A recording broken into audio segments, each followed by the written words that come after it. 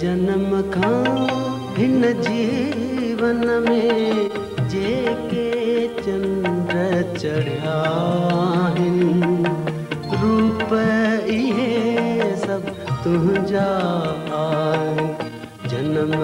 जन्म खां हिन जीवन में जेके चंद्र चढ़िया आहिनि, रूप इहे सब तुंहिंजा आहिनि।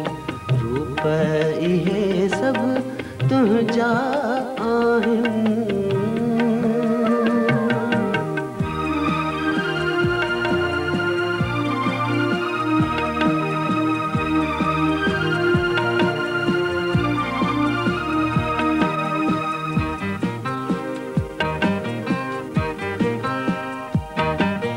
रूप वफा जो रूप जफा जो,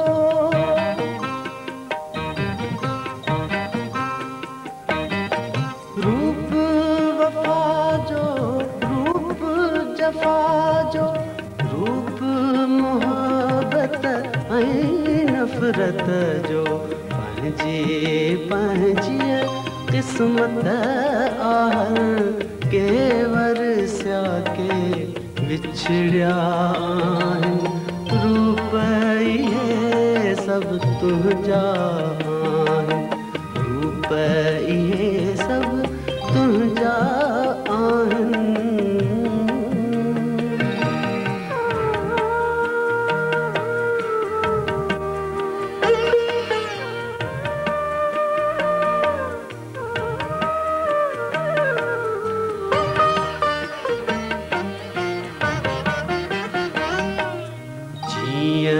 कंवल ते और भिरे थो,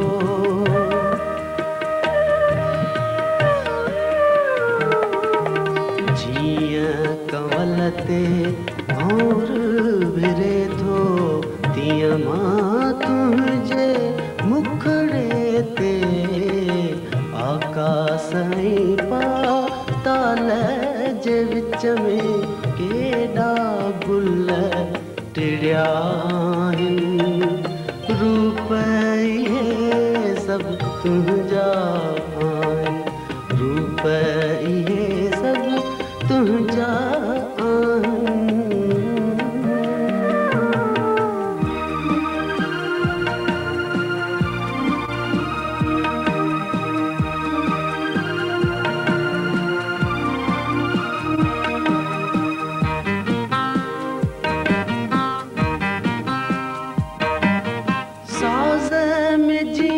आवाज रहे थो,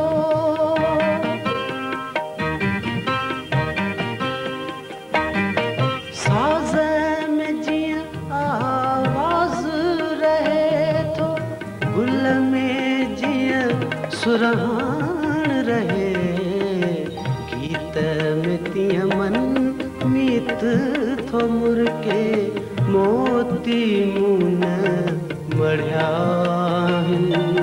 रूप इहे सब तुंहिंजा आहिनि। जन्म खां हिन जीवन में जेके चंद्र चढ़िया आहिनि, रूप इहे सब तुंहिंजा